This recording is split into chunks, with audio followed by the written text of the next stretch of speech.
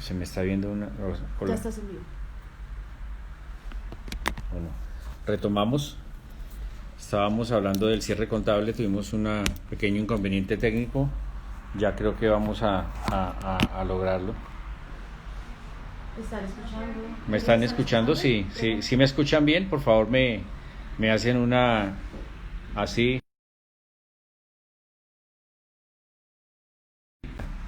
Sí, está bien. Pregúntale si te escuchan bien. ¿Sí? ¿Te escuchan Alguien que bien? nos confirme si nos están, si está saliendo bien el sonido y el video. Estoy hablando pasito, estoy hablando duro.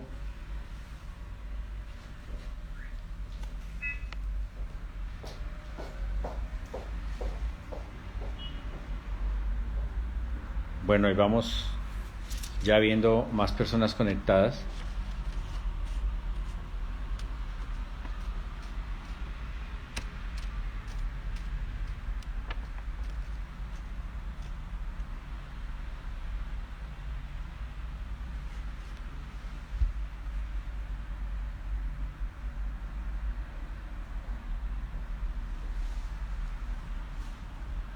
¿Qué pasó?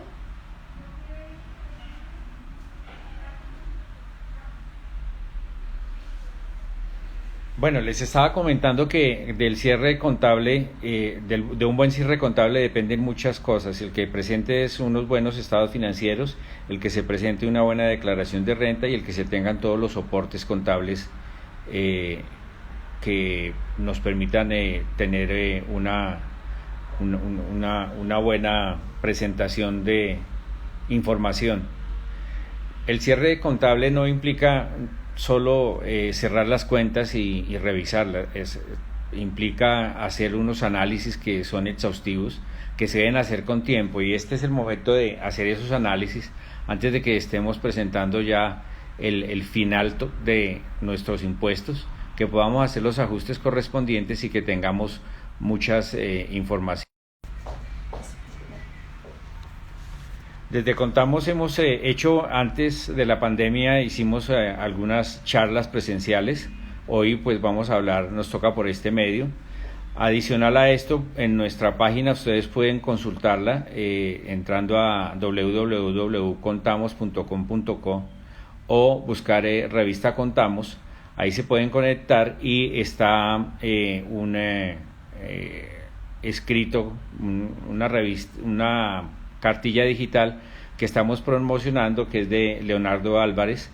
Ahí también hay mucha información que tiene que ver con recomendaciones para un buen cierre contable. Les decía que el cierre contable está de la mano de lo que es la base, que son los estados financieros.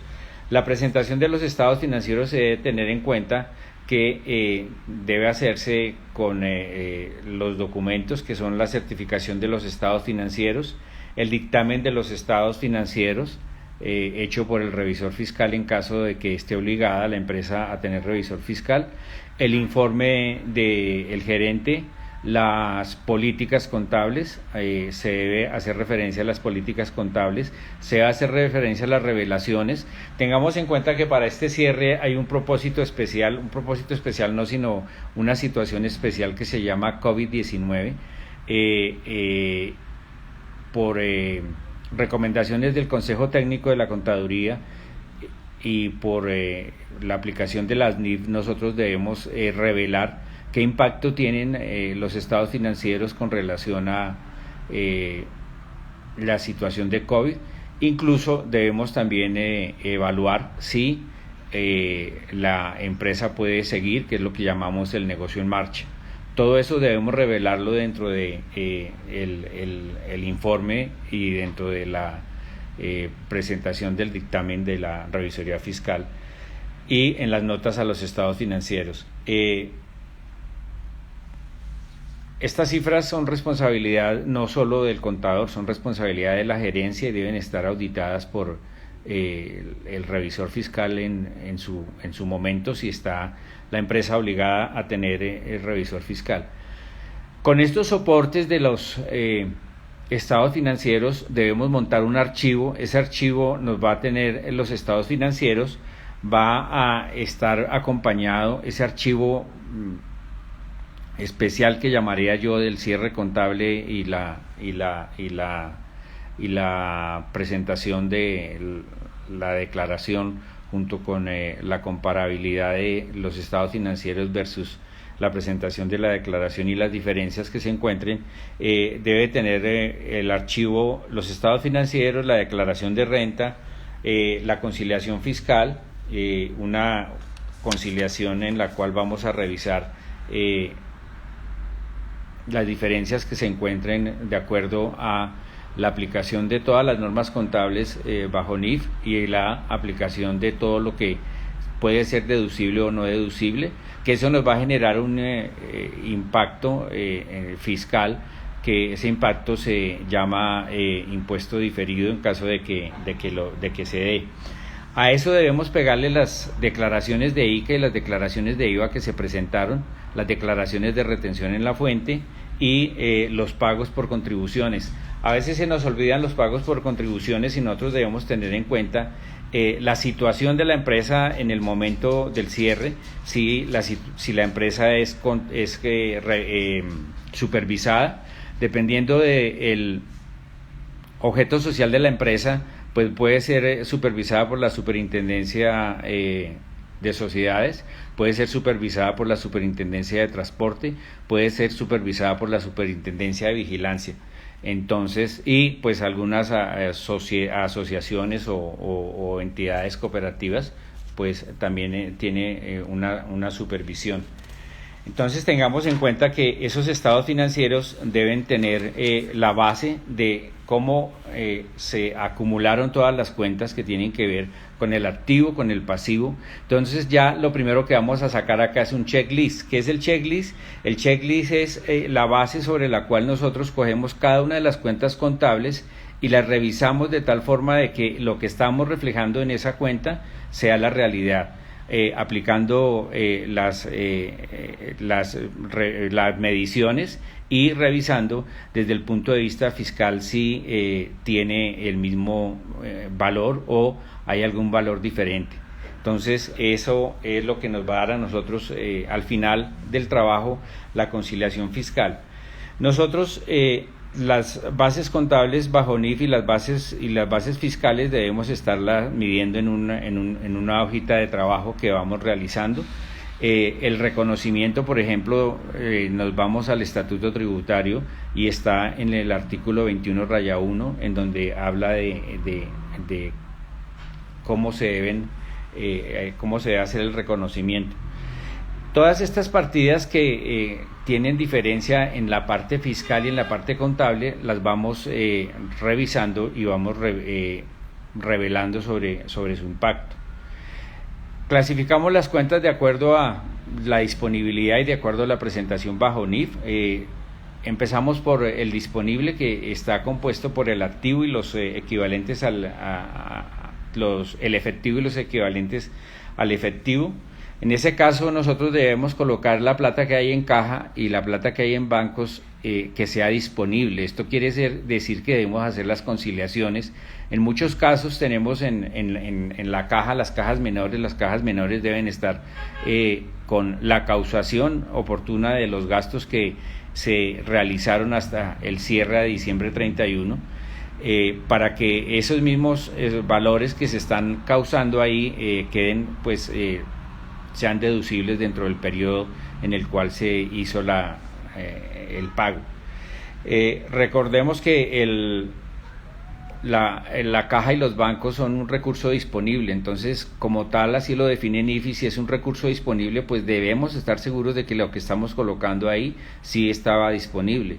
En caso de que hay empresas, por ejemplo, que tienen embargos o tienen situaciones de ley 1116 o cualquiera de esos tipos de situaciones y ustedes en su balance registraron caja y bancos, pero los bancos están embargados, pues no pueden ir ahí los bancos, entonces tienen que reclasificarlos a una cuenta de deudores. Hay una cuenta que permite colocar esos valores ahí porque ya no tienen un recurso controlado, ya depende de un juzgado o de cualquier otra entidad que haya hecho el embargo, incluso la DIAN. Las inversiones, de acuerdo a la sección 11 de NIF para pymes, se miden de acuerdo a su disponibilidad también, y se miden con el costo histórico o el valor neto de realización. Todos estos valores de las inversiones debemos tenerlos en cuenta para la medición como un valor y como un costo fiscal que sea el que debemos comparar ahí. Allá vamos a encontrar otra diferencia. Tenemos la propiedad, planta y equipo, de la que habla la sección 35. La propiedad, planta y equipo ya está claro, y debe ser claro que la propiedad, planta y equipo, antes en la parte de activos fijos colocábamos en nuestro balance todos aquellos activos que teníamos. Ahora bajo NIF nosotros solo podemos colocar allí aquellos activos que están en el desarrollo del objeto social del negocio. Los demás activos deben estar en una cuenta que se llama propiedades de inversión. Entonces hay que tener en cuenta eso y hay que hacer las reclasificaciones con relación a la presentación. Los activos biológicos, recordemos que bajo NIF los activos biológicos pues son todos aquellos que tienen que ver con el agro, yo lo llamo así, que son todas las plantas y cultivos de las empresas agropecuarias, y los animales más conocidos como en el argot contable como semovientes. Esos pues también deben causarse y revisarse de acuerdo al valor de los activos, que es el costo, el valor neto de realización, el menor valor entre el costo y el valor neto de realización.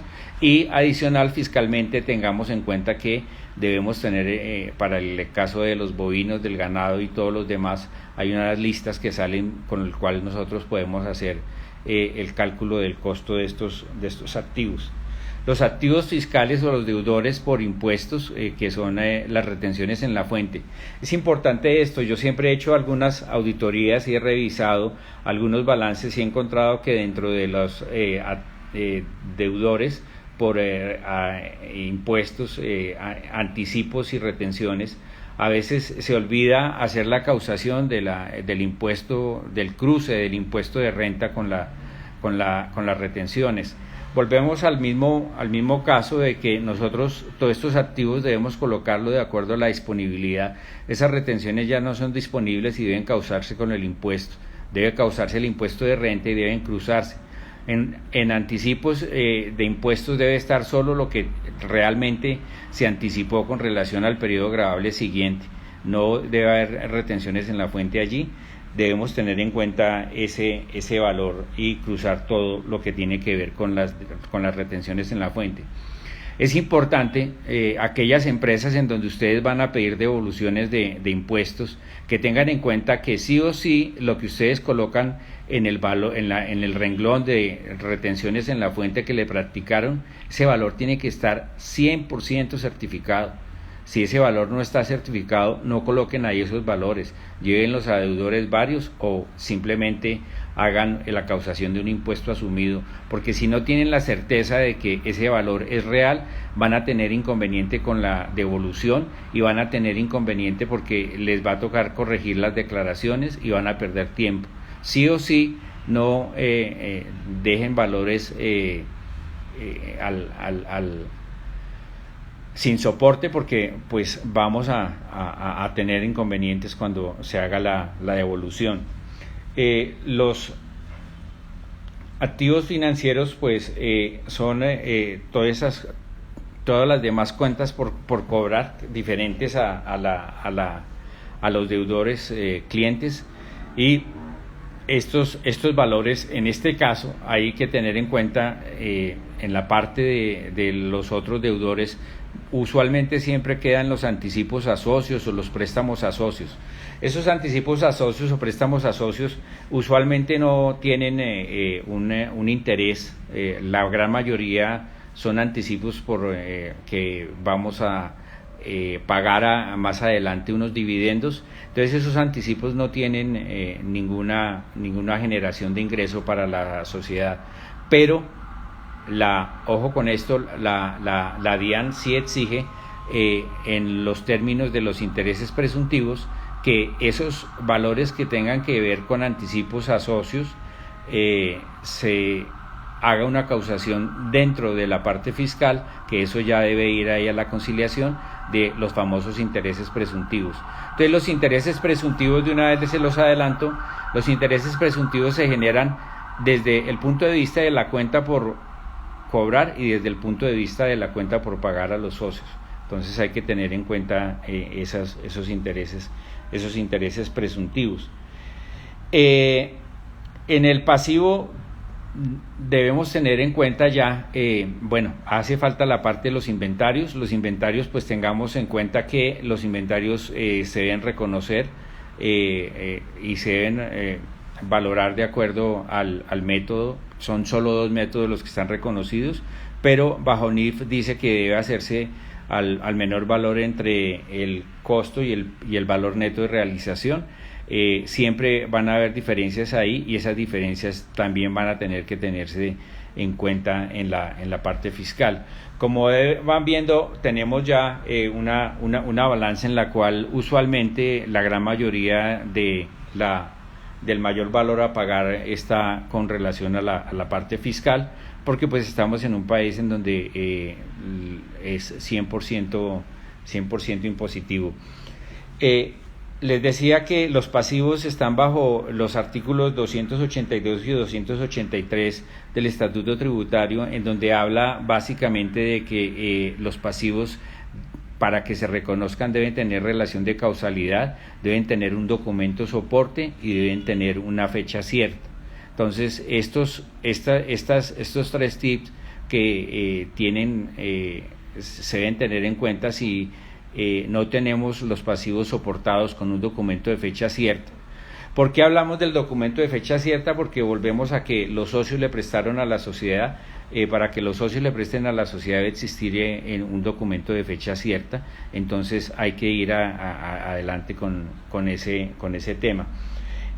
Los proveedores, pues de acuerdo al artículo 282 y 283 deben tenerse en cuenta que deben ser causados, deben tener los cumplimientos de los requisitos legales de la emisión de la factura. Ahora que estamos en facturación electrónica, pues debemos tener claro que sí o sí debe estar emitida la factura con el requisito, el cumplimiento de los requisitos. Este año es un año que llamaríamos de transición. Empezamos ya obligatoriamente todos a facturar desde noviembre. En alguna charla que hice sobre la parte de la facturación electrónica, vimos que desde el año 86 más o menos está tratando de salir adelante la facturación electrónica en Colombia. Ya por fin se logró. Ahora esperemos que se cumpla al 100% y no tengamos inconvenientes. Los pasivos por impuestos es lo mismo hacer la causación de los pasivos y las provisiones y contingencias. Hay 2 situaciones que se dan, que son las provisiones y las contingencias. Hay que hacer revelación sobre las provisiones y las contingencias, y tengamos en cuenta que algunas de esas pues no van a ser deducibles, algunos de esos gastos, pero que de todos modos hay que reflejarlo, hay que revelarlo como tal. ¿Qué es un pasivo por contingencia? Es un pasivo en el cual existe una posibilidad de una ocurrencia, ya sea a favor o en contra de la empresa, y cuando se hace el pasivo por contingencia simplemente es porque creemos que hay alguna demanda, una denuncia o algún litigio pendiente y debemos hacer una provisión.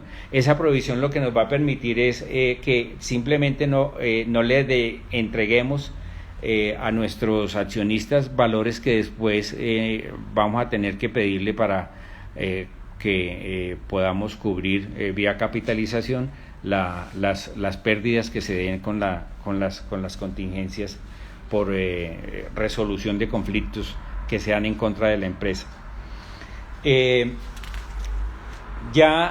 Teniendo esta parte, vamos a hallar el patrimonio. El patrimonio pues son las cuentas que debemos tener en cuenta, que es la cuenta de capital suscrito y pagado. La cuenta de revalorizaciones. En la cuenta de revalorizaciones tengamos en cuenta que esas revalorizaciones aumentan algunos activos y aumentan el patrimonio, pero la mayoría de las revalorizaciones no van a generar ningún ingreso, van a tener un efecto neutro.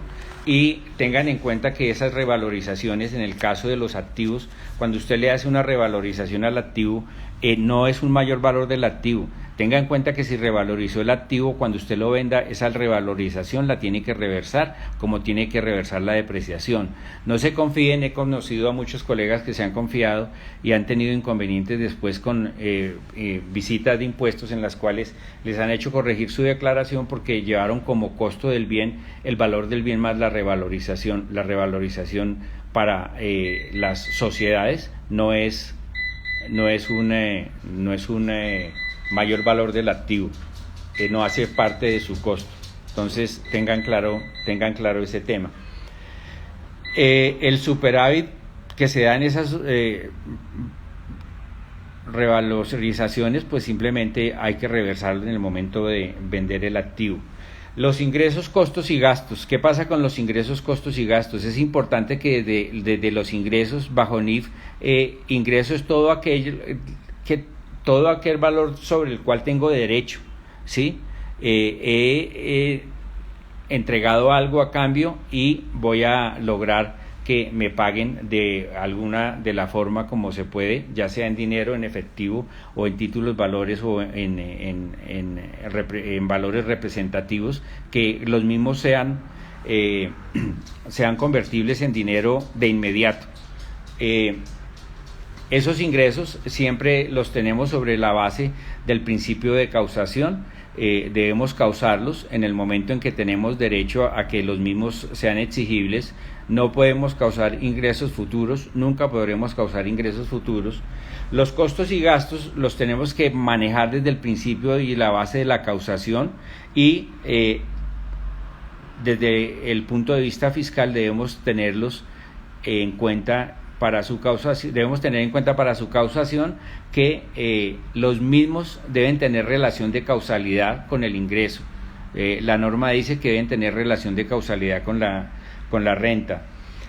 ¿Qué tenemos que tener claro en la parte de esos costos y gastos?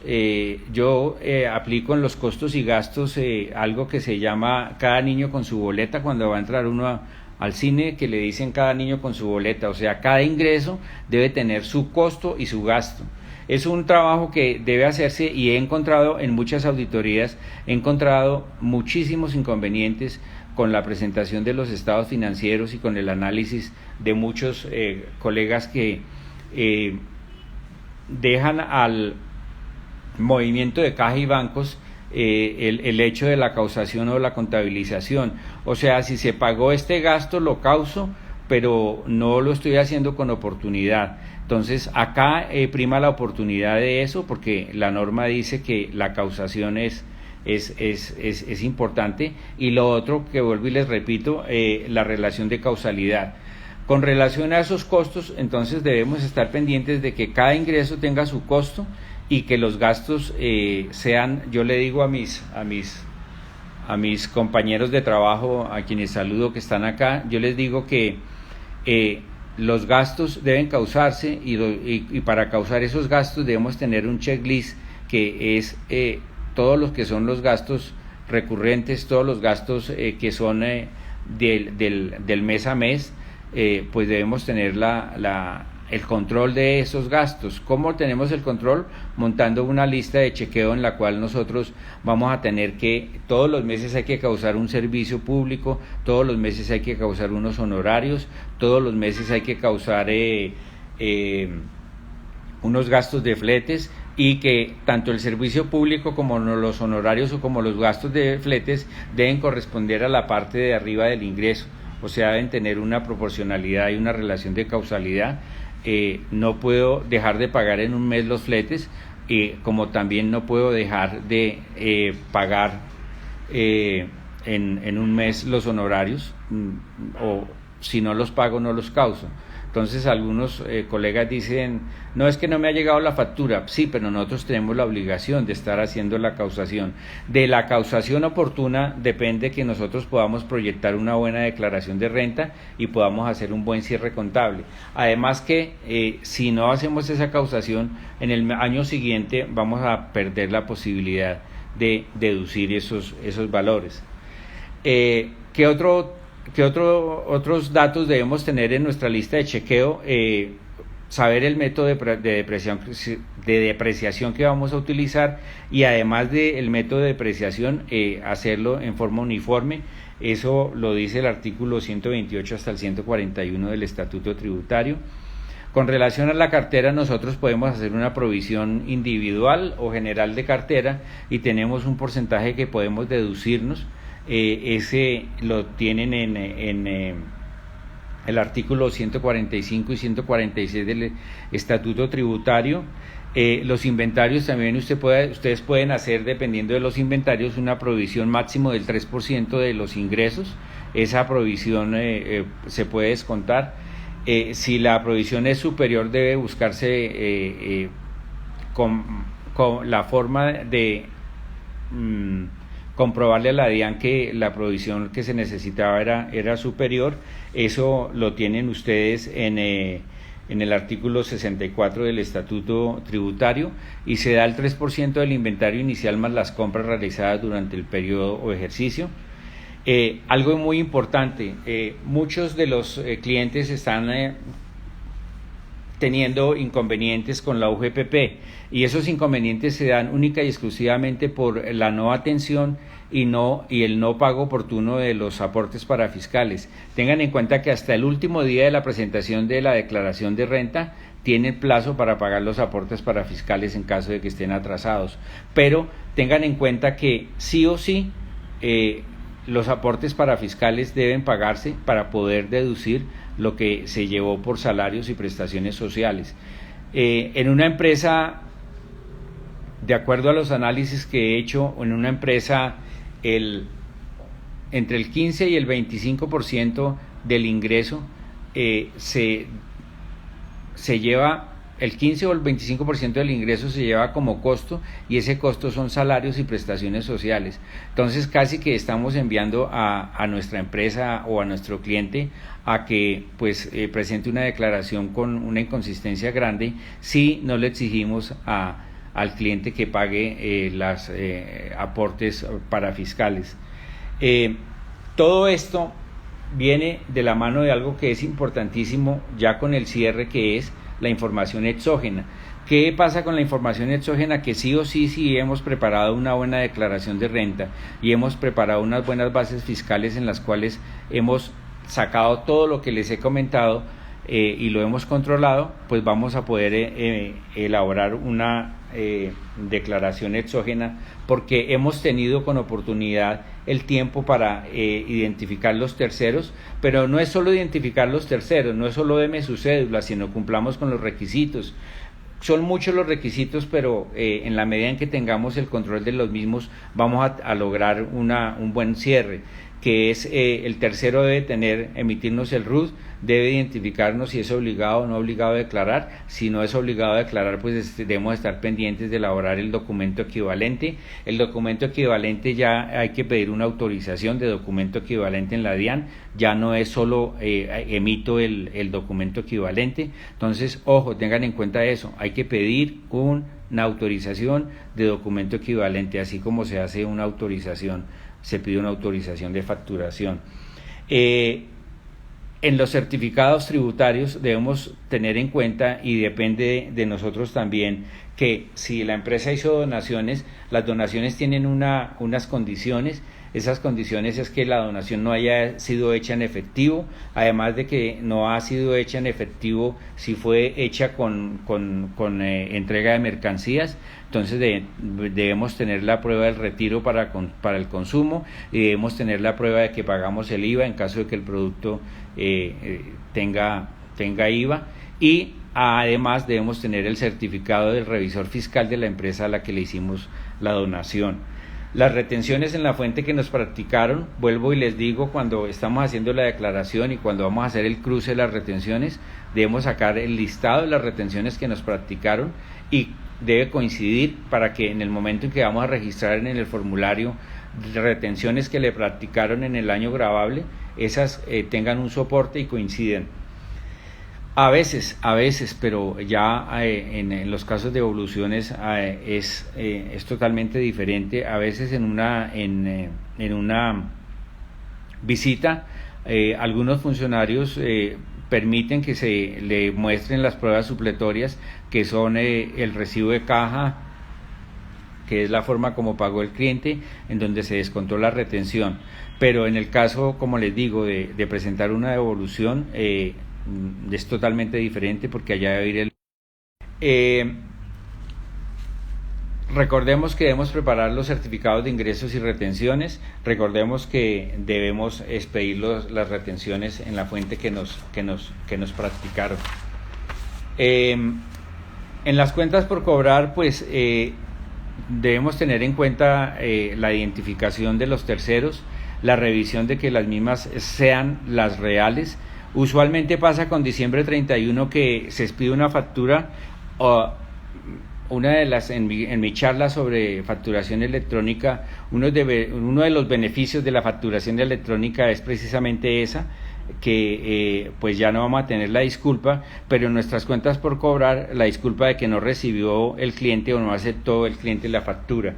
Sí o sí, la facturación electrónica nos va a permitir que pues vamos a tener la certeza de que la factura fue entregada y no vamos a tener inconveniente con el cobro de la misma. Entonces, esa conciliación de las cuentas por cobrar es importante tenerla en cuenta, porque se da el caso de que algunos clientes el 8 de febrero, cuando se le va a cobrar porque ya está muy atrasado, dice: no, es que esa factura no la recibí, no la contabilicé, entonces por favor revérsela. Ya hemos pagado impuestos y hemos hecho una cantidad de provisiones y no vamos a tener con oportunidad los valores claros. Entonces tengamos en cuenta que hay que hacer la conciliación de la cartera, hay que revisar la cartera exhaustivamente antes de hacer cualquier cierre. Con los socios y accionistas, pues ya les dije, las deudas generan intereses presuntos, hay que tener claro eso. Lo mismo pasa con los anticipos. He revisado y he encontrado en muchas auditorías que pasan los anticipos de un año a otro, y cuando se indaga sobre los anticipos es que el contador o el administrador o la secretaria o cualquiera a quien podamos dirían por ahí echarle la culpa, tenía la factura como dicen, engavetada, guardada. Entonces, esos anticipos hay que tenerlos también claros. Señor Pedro, yo le anticipé para la nacionalización de esto y usted no lo nacionalizó, entonces debe estar el anticipo. Yo le anticipé para que me hiciera un suministro de elementos para las medidas preventivas ahora con el COVID, y usted no me entregó la factura. Y el señor va a decir: sí, yo le entregué la factura. Entonces es importante que conciliemos todo eso.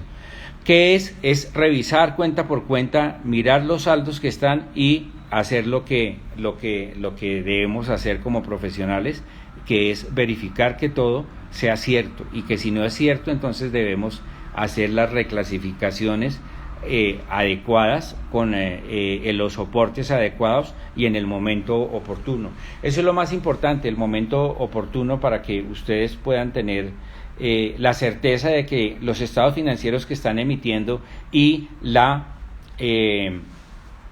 declaración de renta que se está haciendo, pues simplemente tienen un soporte adecuado.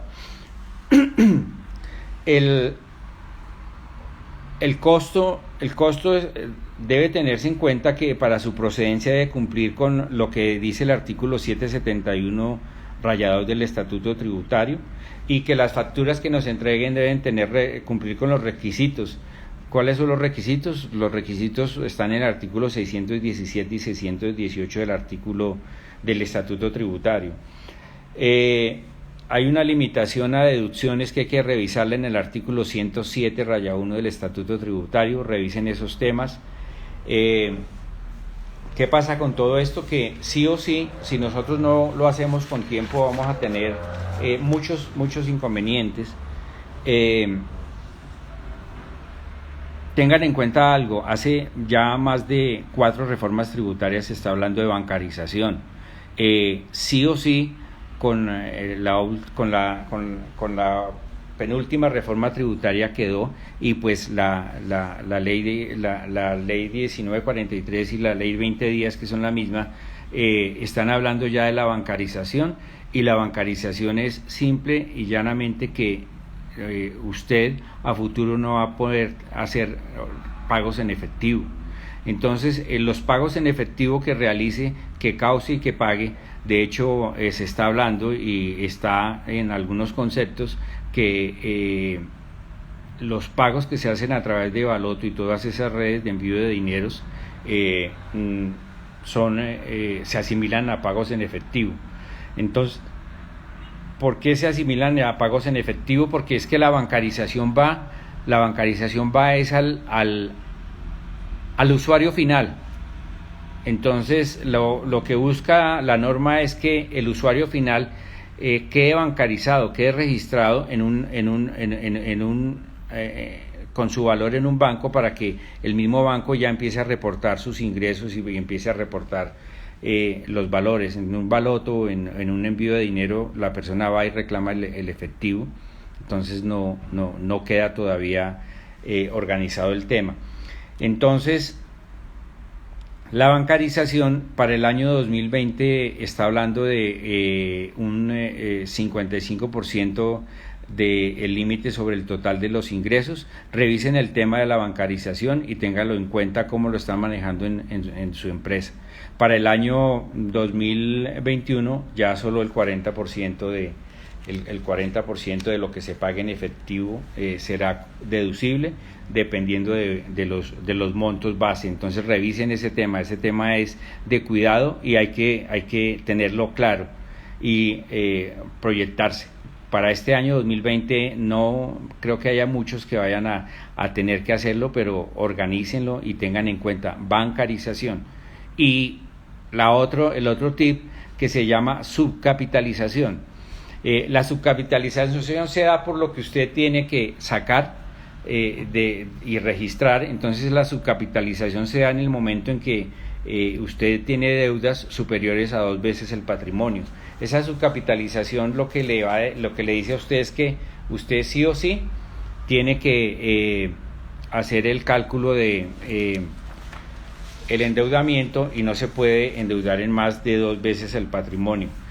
¿Qué más deben conciliar? Deben conciliar todas sus declaraciones de IVA con sus declaraciones de ICA, y que las mismas deben estar en los mismos valores. No puede existir una diferencia. Lo mismo que ustedes deben coger todas sus declaraciones de retención en la fuente y compararlas en el renglón en donde están colocando la base del anticipo de renta sobre ingresos. Entonces eso debe coincidir con los ingresos que se están colocando en la declaración de retenciones en la fuente. ¿Qué más debemos tener en cuenta? Que sí o sí debemos sacar y verificar que todos estos valores que están en las declaraciones de IVA y la conciliación de los mismos con las declaraciones de retención de ICA deben ser iguales. Tienen este último periodo gravable para que realicen los ajustes correspondientes. Las retenciones en la fuente que practicamos y que nos practicaron también debemos tenerlas en cuenta, pero lo más importante en esto es que muchos colegas no hacen algo, y es entrar a la DIAN y sacar un estado de cuenta. No les dé miedo, es mejor decirle al cliente: oiga, se nos olvidó esta retención, se nos olvidó este ICA, pero no dejen al cliente con una declaración o mal presentada, o evidencien también, en el caso de los colegas que trabajan outsourcing, evidencien que ustedes le entregan a su cliente la declaración de retención en la fuente, entréguensela con tiempo, y a la semana o a las 2 semanas o en este momento saquen esas declaraciones y verifiquen que sí las pagó, para que las mismas en el caso de retención en la fuente no sean ineficaces. Y por último, hay un artículo 809 que habla, en el caso, más por esta época de coronavirus, en el caso del anticipo, uno puede pedir, amparado en ese artículo, una disminución del anticipo para el año grabable siguiente. Vean ese artículo 809 que es muy interesante. Revisen el artículo 632 que les indica cuánto tiempo deben mantener los soportes como prueba de las declaraciones que presentaron. El artículo 82 de cómo se determinan los intereses y los gastos presuntos, y el artículo 147 que habla de las compensaciones por pérdidas fiscales. Todo esto le va a dar a ustedes un mayor impuesto respectivo o un menor impuesto relacionado con su contabilidad, y ahí ya viene el manejo del impuesto diferido. Ha sido un placer haberles hablado un rato de esto. Es muy extenso, pero si hay dudas, estamos en hablemos@contamos.com.co. En la página de Contamos está la cartilla de cierre contable y fiscal. Ustedes pueden entrar a la página y comprarlo. Tiene un precio módico de 27,000 pesos y maneja mucha de toda la información que les di. Me place saludarlos. Espero antes del cierre del ejercicio poder volver a contactarlos, y recuerden que pueden visitar la página las veces que quieran y pueden contactarnos en caso de dudas. Muchas gracias y quedamos atentos. Feliz tarde.